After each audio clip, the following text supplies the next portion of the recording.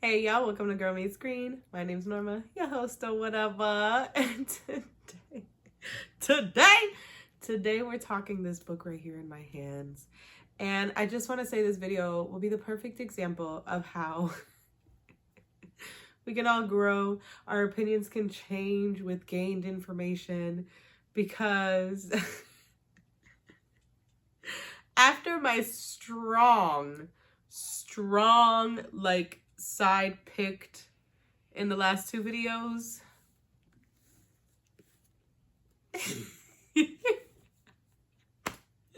y'all, I have changed sides. I'm on the winning team now. I'm on the winning team. I get it. Because if I remember when after season 2 came out, it was mostly Team Connie and I could not understand. And now I do. That fan base, that core fan base must have been people who read the book, because I cannot be convinced that anyone who read this book, book 3, was still Team Jeremiah. As sweet, as adorable as he is, this book, Jenny knew what she was doing, okay? Because the way this book kind of low-key trashed Jeremiah and uplifted Connie is crazy, y'all. It's crazy. We gotta get into it. This book starts with Belly as a freshman in college.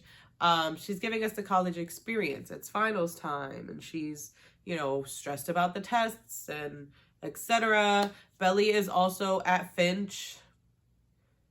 Why? I've never heard of Finch in my life. Maybe it's an upper echelon school. I don't know. But why? I don't know. Anyways, apparently Taylor also goes there. As we know from the last book, that is, or is it in the book? I don't know if it's in the book. Maybe. The whole sweater situation. But that's Jeremiah's school as well. So Jeremiah's a sophomore and they are freshmen. And she's basically talking about her experience, how her mom told her, and she knew that she didn't want to be the girl that was just always with her boyfriend. She wanted to make friends, etc., etc. But I think you just, at that age, you can't help but kind of fall into that, right? Where your main source is your boyfriend. And she talks about how the first few weeks were difficult, making friends. She thought it would happen easily and quickly, and it was a little bit harder. But she does make friends. There's a girl, Jill, who she connects with, but then realizes maybe they aren't as alike as she thought. But in a hangout with Jill, she meets Annika, who becomes her best friend. In the book, she goes back to a fight her and Taylor had. What the heck was the fight about? I don't remember what it's about. But they have a fight, so they're not talking. And I guess usually Taylor's the one who will come and fix them. But she didn't this time. And so they went I think most of the summer without talking or something. And then they saw each other at the mall. Their moms called each other over to say hi. And then Belly was kind of do you want to come home and pick an outfit? And they were back to being friends, just not the way they were before, where they were best friends and attached at the hip and always together and always calling on each other to do things. So it was a different type of close, which makes sense as you get older.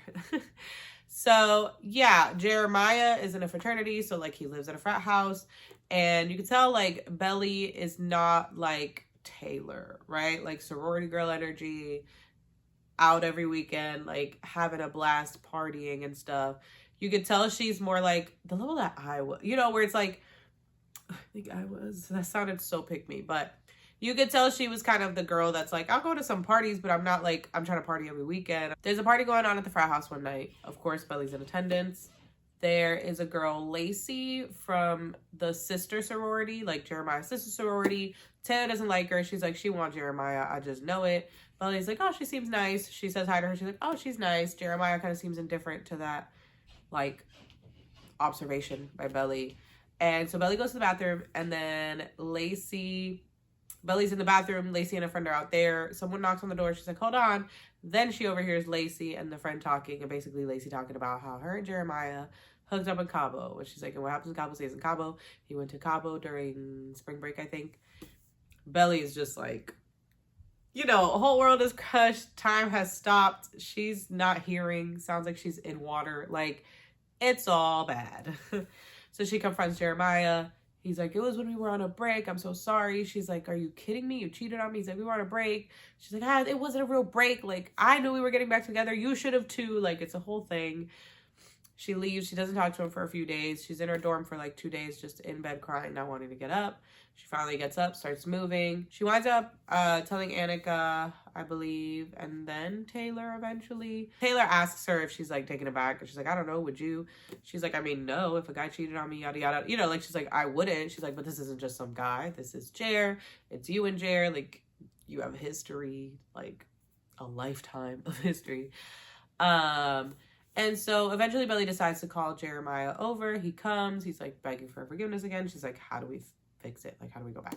He pulls out a ring and he's like, we marry. Lord Jesus, y'all. Lord Jesus. Come on now. Come on now. So they're 18 and 19, just to establish that fact. He pulls out a ring. She's like, are you just doing this to get like, because you don't want to lose me?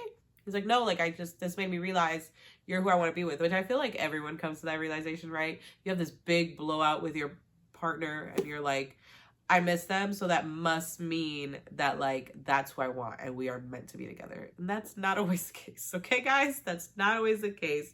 We need to like put that aside and be able to think about what the relationship is actually like. Because I just want to say, in this book, it's crazy because to me, it was mostly Belly being annoyed by Jeremiah's behaviors. And then in the same breath, trying to say that those are the exact behaviors that makes her love him. And you're like, that doesn't seem to make sense, you know? Like, she's like, he's so unserious, and sometimes you just need him to be serious. And then he does something goofy later, and she's like, I did it with him because, like, he's just so fun. That's my Jeremiah. And I'm like, girl, what's happening?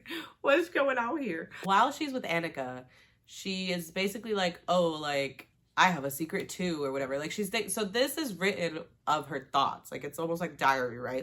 Like you're reading it from her perspective, like in her mind. And she's like, oh, I have a secret too. And she talks about how for Christmas the previous year, I believe, she was home. It was the day after Christmas, the 26th. She was home alone. Steven was on a ski trip. Her dad was with his girlfriend. Mom was on some trip that she put off a lot when Susanna got sick and went for her funeral. So she's home alone. Eventually she decides she's just gonna go to cousins because it was like better than being home alone. She got there, she felt better immediately, then realizes that Conrad is also there. He like shows up, she thinks he's a burglar, all this stuff. He's there, so they end up spending, I believe, that like weekend together or like those few days together. And it's normal, like nothing happens, but she does have like, she's just like all anxious in like that I love you way, you know, about him being there and her being there with him and all of that. She does not mention it to Jeremiah. We hear nothing about it until later on. Belly tells Annika and Taylor about the engagement. Taylor's kind of like, girl, why not wait? But okay, I support you. I'm your friend. I got your back. It's cool. We got to start planning. She was nervous about telling Annika because to her, she's that friend that's like super cool, super just, you know, got it together, like feminism type of chick. So essentially she kind of feels like, oh, I'm going to be letting her down or she's going to be like judging me. And she's kind of like, hey, it's your life. You got to live it. Her and Jere had decided to like do the wedding themselves, like their own money. So when she goes home at the end of that semester, she's like working like crazy as a waitress. He's interning at his dad's firm, at his dad's company.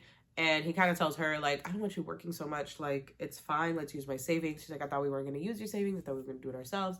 And he was like, wouldn't my mom want to help? Like, this is money from her and she would want to help. Why not let her help? Type of thing. And so that's what they decide. It's still going to be small, but like, you know, they aren't worried about the budget now, essentially. They decide they're going to tell their parents when their families are both getting together because there is cousins. Susanna used to volunteer at a DV shelter, I believe. And so they are like opening a garden in her name to honor her. So they're all going to go where she's going to be honored. And so they decide that that's where they're going to tell their families. So they do the whole garden thing. They go to dinner. They announce it. The parents are like, what the actual? Appetizers are brought out and they're like, just give us the check. They pay and everybody leaves. Belly's mom makes her leave with her. They go home. Essentially, her mom is like, let's talk. You're not doing this. Period, point blank, in a story. Belly and her mom don't speak for days after that. She wakes up to her dad there and realizes her mom has told her dad before she could. They sit down. The parents are basically like, this is crazy. Like, here, let's compromise. we'll still pay for like where you guys are gonna live, like same portion we would with you living in the dorms. Just don't get married now. Get married later. If when you graduate, you still feel like you want to get married, then you get married. And Belly's like, no, like we're not doing the compromise. So her and her parents go back and forth. And then the mom's basically like, can't support this. I will not be there if you do this. And Belly's like, whatever. Whatever. It's a little while of Jere seeing Belly down about her mom not being on board and having to like do all these things she pictured doing with her mom alone. So he goes to try to talk to the mom. He blows it up even further. Belly leaves. She's like, I'm going to Cousins till the wedding. Forget her. If you don't want to be there, fine. You shouldn't be.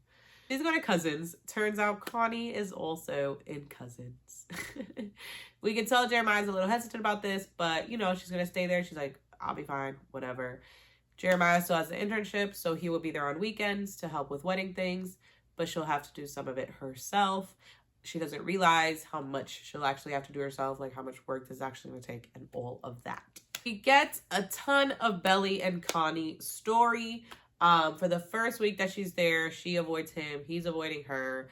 Then they kind of become cool in a sense. Like, okay, we can kind of live near each other. Great. But then we have moments kind of building tension.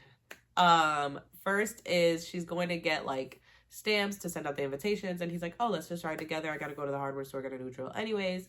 So they ride together. And there's like tension in the conversations they're having on that drive. I believe this is where Belly asks him if he has a girlfriend. He says no. And she's like, you have to. There's no way you stay gone that long if it's not about a girl. Then we get the story of Agnes, who was a girl he meets that was also pre-med, I believe. And they start studying together and they're like having intercourse, but it's like, it's just kind of something they do. It's casual, chill.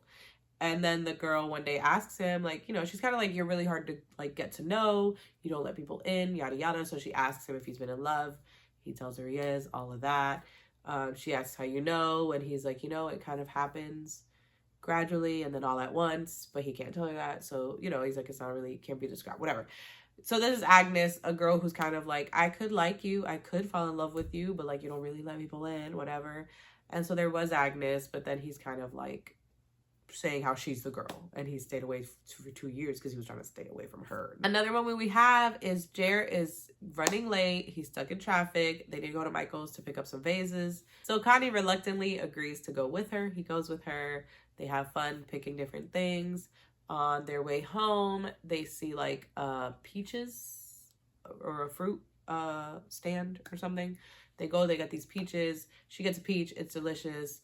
She's like, I don't even want to have another one because I don't want to ruin it. That one was so perfect. He's like, let's test it. So he buys her another peach and she's eating that peach and she gets a little messy and he wipes it with his shirt. He takes his shirt and wipes it. And she's like, ooh, that was the most intimate moment I've ever had with anybody. So they're like having a moment. And they've had a few of these moments. So she's stressed because she's like, it wasn't anything, but like, it was something.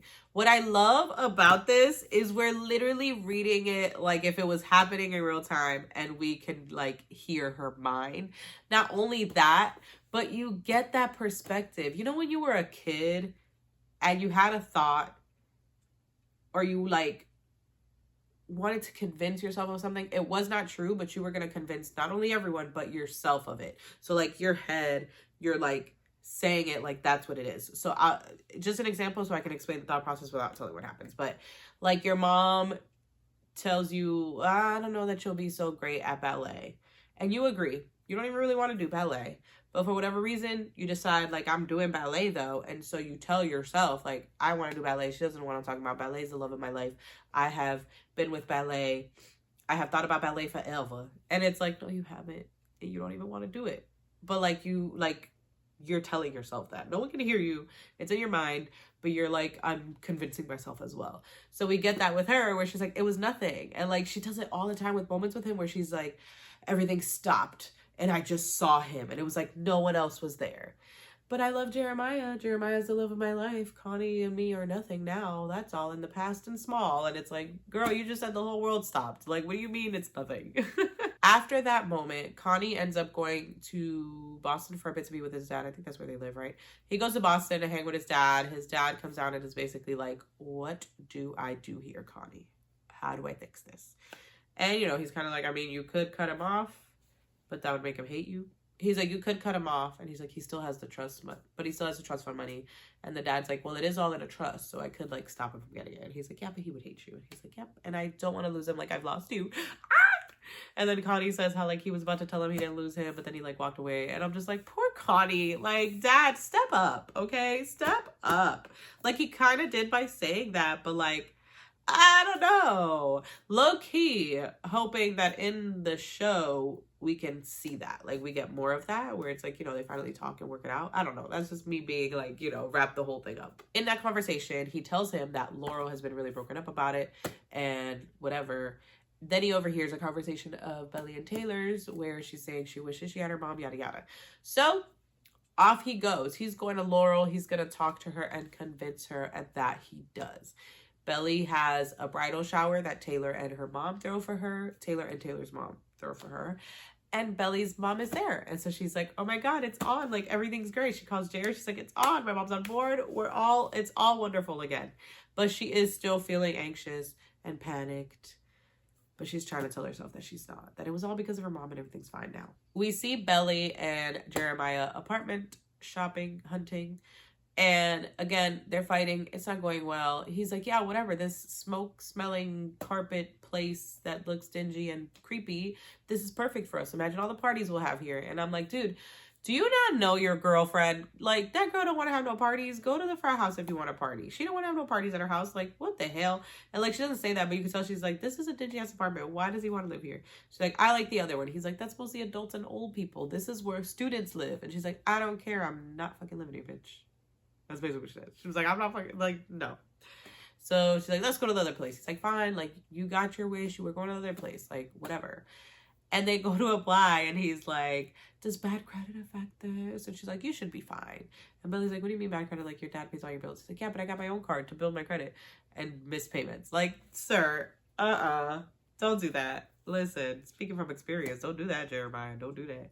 They don't get the apartment. And she's like, I don't know if it was because of his credit or what, but that's in her mind now, y'all. That's in her mind. I know I'm not saying it because obviously I'm not going to like read you the whole book, but there are a lot of moments like this where he does stuff that annoys her, or he does stuff that she is like, does not like, or he just handles things in a way that like, it's just a no for her. And this isn't even like usual, like, yeah, well, not everybody's going to be matched and perfect. But like you, in those instances, it's clear that like, this is not the type of person she wants to be with.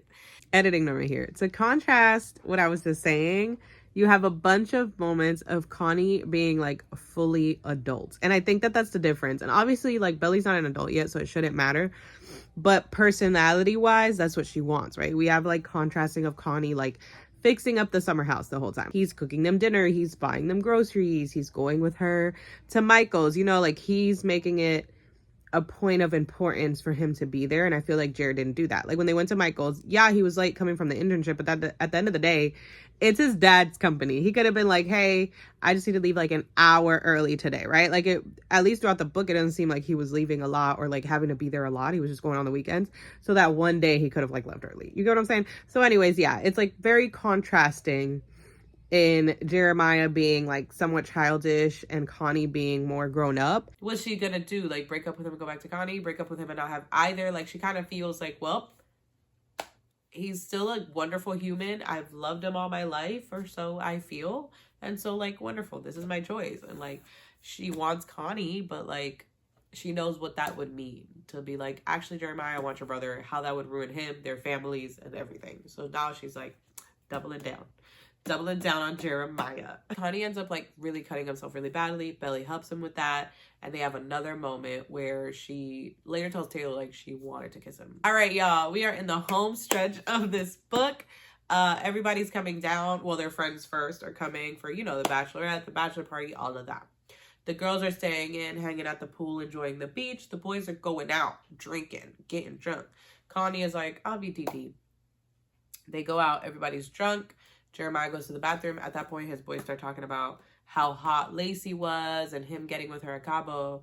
And Connie is like, this cheated on her? Are you kidding me? So he goes to wait in the car for the boys. They get back home. Belly helps get Jeremiah upstairs.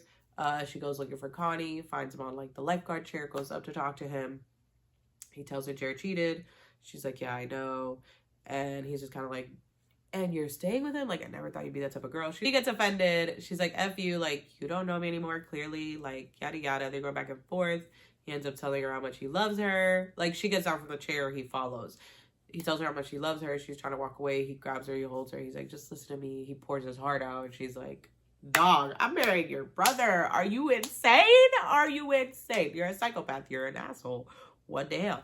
So she tells him where to stick it. Next day, he's like, oh, forget it. I was trashed out of my mind. She's like, no, you weren't. And it's like second book all over again, right? She's like, you just give something and then take it away. Thank God I didn't fall for it this time. Bloop, bloop, bloop, bloop, bloop. And he kind of goes off where he's like, dude, I'm trying to like let you be happy and keep my pride, which honestly, yeah, I don't see how she didn't see that. But like, it's like, she's young. So, you know, you take it all as an attack on you of like, what an asshole taking it back, which is how I looked at it the first season. But this one, I mean, the first time it happened in the second season, second book. But this time, like, I can see, like, it's clear that it's like, he's trying to save face. He's trying to like, still make it possible for y'all to like, be around each other, because you have to be in his head. Like, he's told her he loves her and she still picked Jere. So in that moment, he's probably thinking like, okay, well, clearly she doesn't love me anymore. She loves him, because she says to him like, we were never anything or something like that, trying to kind of establish like, we are done. I love your brother. I'm marrying your brother. So I think he was trying to like keep his dignity, but also like trying to make it where it would be somewhat comfortable. She's like, I want you to leave. Like, I don't want you here. I don't care where you go. Like, I don't want you here for the wedding. I don't want you here. He's like, I'm not leaving. Like, that's crazy. And essentially, he's like, you just don't, like, he's just kind of like, I'm not sparing your feelings anymore. Like, I'm here. This is where I want to be. If you want to lie to yourself, lie to yourself. I'm good to go. So now the parents are there. Everybody's there. The wedding is in 2 days, I believe, at that point. Laurel's there asking Connie how he's doing. And, you know, she's like, you don't have to lie to me. And he gets teary-eyed. She says, I wish Susanna was here. He says, me too. She's like, yeah, we both need her right now, don't we, huh? And then, like, he just breaks down crying. And, I mean, at this point, my God. And, like, it was, like, I can't even, you have to read the book. You have to read the book. But, you know, he's, like, working on the house. Like, he's just so mature and grown up and just, like, finally in tune with his feelings. Like, it's just beautiful to see. It is. What can I say? The night before the wedding, Belly decides to tell Jere. She had gone out for a swim because she couldn't sleep, because obviously Taylor told them they couldn't sleep in the same rooms.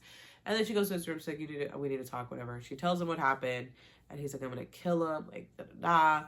And she's like, no, like, why? And he, like, I think he asks if she still loves him. She's like, no, like, I chose you. And he's like, I just need time to think. And he leaves. We're the next day. She's getting ready. He's not there. They're looking for him. Steven comes to update her. Like, he thinks he knows where he went. He's going to call me back. I'll keep you updated. I'm so sorry. She's talking to Taylor. And then we get Connie's point of view, being woken up by Steven. Like, oh, do you know where Jere is? And Connie's like, don't tell Belly anything yet. I'm going to go find him, whatever. And so he looks for him all through our cousins. He's like, I don't even know where he would be. Like, I'm just checking everywhere we've gone. Then he remembers the garden, and he's like, oh, he has to be there. Also, before he leaves the house, Laura asks him, like, hey, where's Jere? I needed to give them this. And he's like, oh, like, he's in town. I'm actually going to meet him right now. He had to do a last-minute thing. I'll bring it to him. She's like, oh, yeah, I think it would be really nice coming from you. So, obviously, it's a letter from his mom for his wedding day. Susanna's just thought of everything. I feel like anyone would do that. But anyway, so he takes the letter. He finds Jere. He's like, look, just hit me. Do whatever you have to do. But, like, let's go back. Like, it's time for you to get married. And he's like, dude, like, F you, like, blah, blah, blah. And he's like, hit me. Like, it'll make you feel better. He's like, no, that'll make you feel better because you're shitty, da, da, da. And he's like, how can you call me that? Like, he's like, you say you love her, but you cheated on her. Like, who loves her then? And he's like, don't fucking talk to me about loving her. I've always loved her. You're the one who's always been yada, yada, yada. And, he ends up, like, punching him in the face twice. And then Connie is just like, look, you have, like, a letter from mom. Like, it's from mom for your wedding day. He reads it. He gets up. He's like, I'm going back, but you're not. Like, I want you out of my life. We are no longer brothers. You will not see her again. So I hope you said everything you have to say to her. Like, we're done. And this is your letter. And he throws it at him. And I was like, oh, shit, what do you mean? Like, what did it say?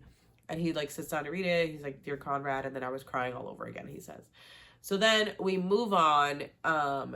Jared's back. Everyone's like, he's back. It's all good. Let's go. Connie goes to see Belly, and he's basically just like, you know, I'm leaving. I hope you know I love you, and I never meant to hurt you. Like, I'm so sorry if I ever did. I'm leaving. Like, I'll be out of y'all's hair. Like, you know, treat each other well. Like, I wish you the absolute best. And he leaves. Then Jere comes in, and she's like, let's talk about it. He's like, I don't want to. Like, I'm Jess, you're Jess. We're getting married, right? She's kind of like, we have to talk about it. You left. I didn't know if you were coming back. And he goes off on her. He's like, you know, I only have a part of you. I want all of you. And she's like, what do you mean? No, you don't. Like, I love you. I chose you. He's like, no. And then he looks and sees that she hasn't opened Susanna's letter. And he's like, you haven't opened her letter. She's like, I didn't even know if you were coming back. Like, what do you mean? I haven't done anything. And yeah, he's essentially just like, I know that you still love him. I don't want that. I want you to like fully love me and be only in love with me. And she's like, you know, I think a part of my heart will always love him. Like, he's a part of my history, but like, I choose you. I love you. And he's like, no, you don't. She's like, you do. And yeah, he's essentially like, you still love him. He's gonna hurt you, but like, whatever. And then we're made clear that the wedding did not happen that day. They did in fact not get married. We are fast forwarded 3 years because she was a freshman and now she is out of college. We're fast forwarded. She's reading Susanna's letter.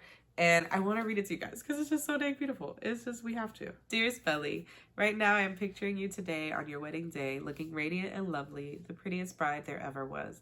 I picture you about 30 or so, a woman who's had lots and lots of adventures and romances. I picture you marrying a man who is solid and steady and strong, a man with kind eyes. I'm sure your young man is completely wonderful, even if he doesn't have the last name Fisher. Ha! You know that I could not love you more if you were my own daughter. My Belly, my special girl. Watching you grow up was one of the great joys of my life. My girl who ached and yearned for so many things. A kitten you can name Margaret. Rainbow roller skates, edible bubble bath. A boy who would kiss you the way Rhett kissed Scarlet. I hope you found him, darling. Be happy, be good to each other. All of my love always, Susanna. Oh, I just got chills. I don't know why. But Belly says, oh, Susanna, if you could see us now. You were wrong about a couple things. I'm not 30 yet. I'm 23, almost 24. After Jeremiah and I broke up, he went back to live in the frat house, and I ended up living with Annika after all. Junior year, I studied abroad. I went to Spain, where I did have lots and lots of adventures. Spain is where I got my first letter from him. Real letters, written by his hand, not emails. I didn't write him back, not at first, but they still came. Once a month, every month. The first time I saw him again, it was another year at my college graduation, and I just knew. My young man is kind and good and strong, just like you said, but he doesn't kiss me like Rhett kissed Scarlet. He kisses me even better. And there's one other thing you were right about. He does have the last name Fisher. Yeah. Oh, I can't. Oh my goodness. It's just so precious. And then we get like what she's wearing, how her mom like went with her dress shopping and her mom helped her pick all the details.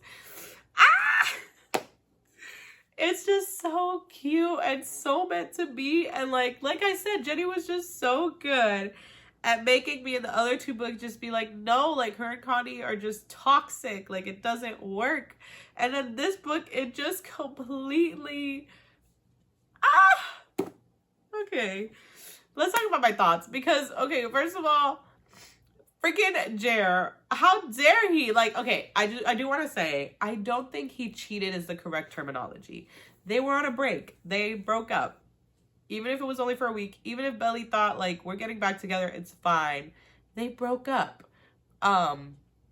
Cheating isn't the right term. It's still messed up. I do want to say that. It is still messed up because, like, basically they weren't even broken up a week. Because, yes, they broke up for a week while he was gone. But when did that happen? 2 days into the trip? Like, it didn't even take you a second. Like, come on. And no, I don't want to hear, well, you know, guys don't think it's a... Shut up. Shut up. No. Not when you love the girl. Not when you're like, this is the woman I'm going to marry and I've loved her all my life. Come on now, guys. Come on. He would have been crushed. That man didn't give a fuck. And he was the one who broke up with her. Jere was in denial too. Honestly, I think this whole group of people was in denial. And Connie was the only one who was like somewhat honest about it, at least in action and stuff. I don't know. Maybe it's just because I've been switched to Team Connie that I'm trying to justify. But yeah, that was crazy to me that he slept with somebody else. I, again, wouldn't categorize it as cheating, but like that still was crazy of Jere. And I was so disappointed and let down. And then to ask for her hand in marriage. My God. My God. But the way that they describe the moments with Connie in this, there is no way you do not become Team Conrad. So, no shame in my game, baby. No shame. Also, look at the back of my shirt. Here's a picture. Look at the back of my shirt. Period. Yes, I made it. Now, I did buy the fonts, but the other stuff, picked on Cricut by me, myself, and I, put together by me, myself, and I, okay? You're welcome. I hope you guys enjoyed this video. Like it if you did. Now that you know what's happened, whether you heard it from me or read it yourself, are you Team Conrad or are you Team Jeremiah? Comment and let me know, because I mean, I've flopped like a fish, baby. I flopped like a fish. Did it take much? I think it did. I don't think it's like, oh, it didn't take anything to switch me. Like, come on now. Subscribe for more content like this, and I will catch you in the next one. Bye.